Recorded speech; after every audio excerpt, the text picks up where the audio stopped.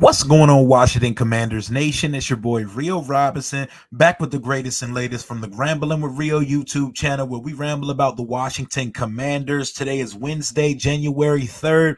We are now T-minus 5 days away from Washington making wholesale changes and relieving head coach and front office Ron Rivera and company from the franchise. And we're going to see a completely new outfit here in DC in the coming days. And one of the major things I think that changes in the offseason is the roster.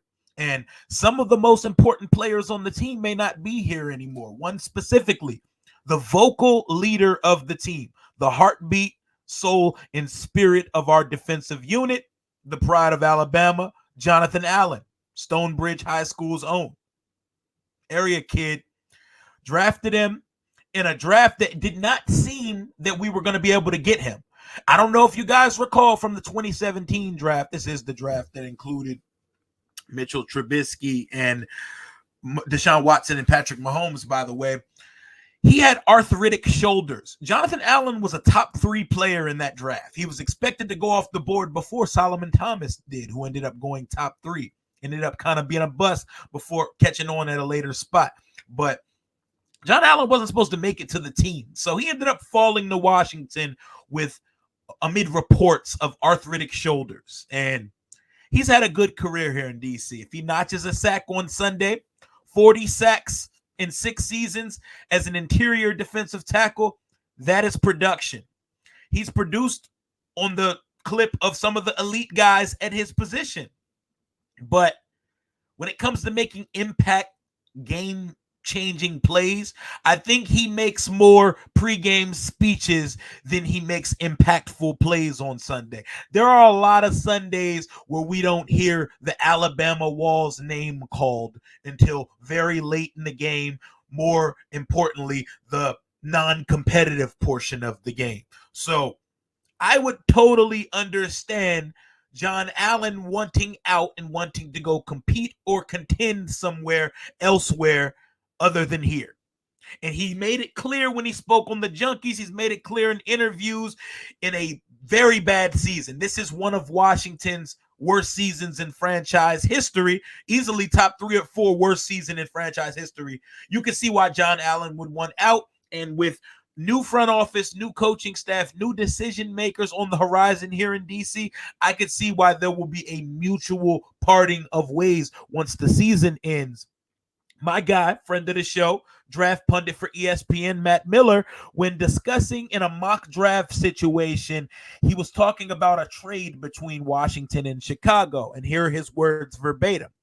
The Commanders, with a new GM and head coach likely coming to work for new owner Josh Harris, send the Bears a collection of mid-round draft picks and defensive tackle Jonathan Allen, who will request a trade shortly after the season ends for the number 1 overall pick and the rights to hometown QB, Caleb Williams. We'll discuss the QB we'll be taking at that spot at a different time. But the big words I took away from this was Jonathan Allen will request a trade shortly after the season ends.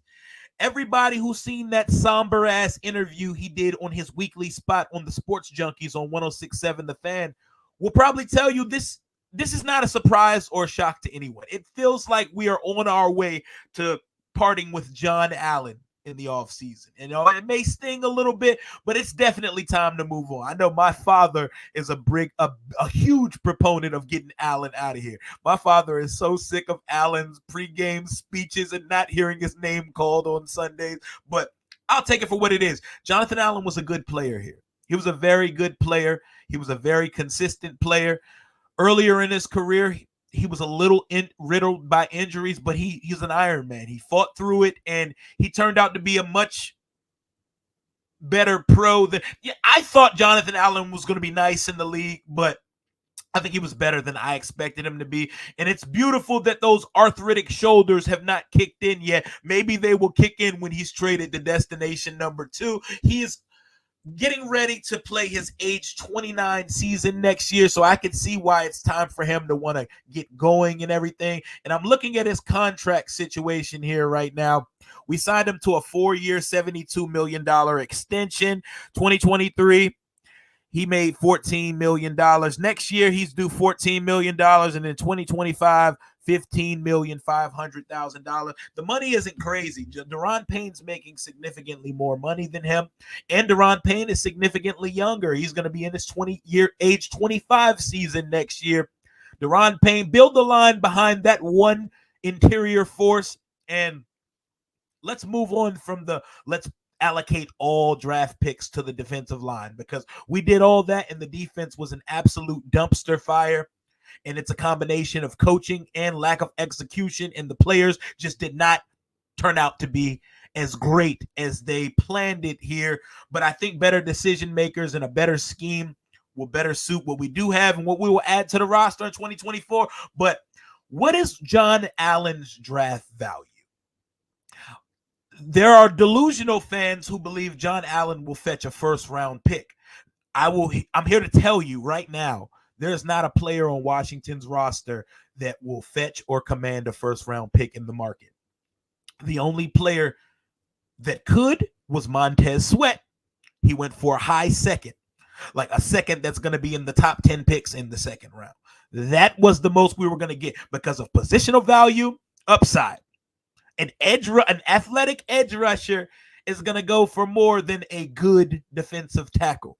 We got a second-round pick for Sweat, and we got a comp pick for U Street legend Chase Young. Shout out to him, by the way. I didn't even mention him in my post-game post-game Raw the other day because he didn't do shit. He was just out there running around, doing cardio, what we're used to seeing Chase Young do at FedEx Field. Back to Jonathan Allen. Let's stay on topic and let's not go on a tangent.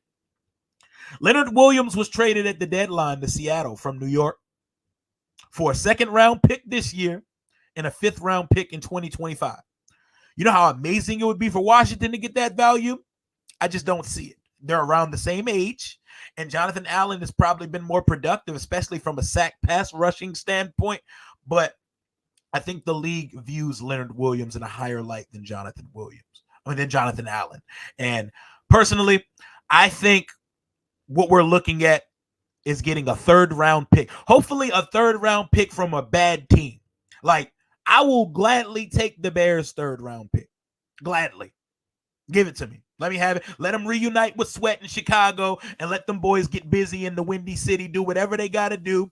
And let's strike a trade with Chicago to get the number 1 overall pick in the draft, because I like Caleb Williams, but I want the team to sit at the top of the draft and have their choice of quarterback. I don't want them to have to, okay, we'll just take whoever comes to us. I would love for the world to be our oyster, for March and April to go by and Washington sits atop the draft with options, vetting options. Let's see who we want. Let's decide who we think is the best guy, and then on draft night, we'll pick him. I've never seen Washington pick number 1. I believe the last time Washington's picked number 1 in the draft was like 1962, and I was like negative 29 years old at the time, so that don't mean nothing to me. I want to see Washington sit at the top of the draft, but that's beyond the point.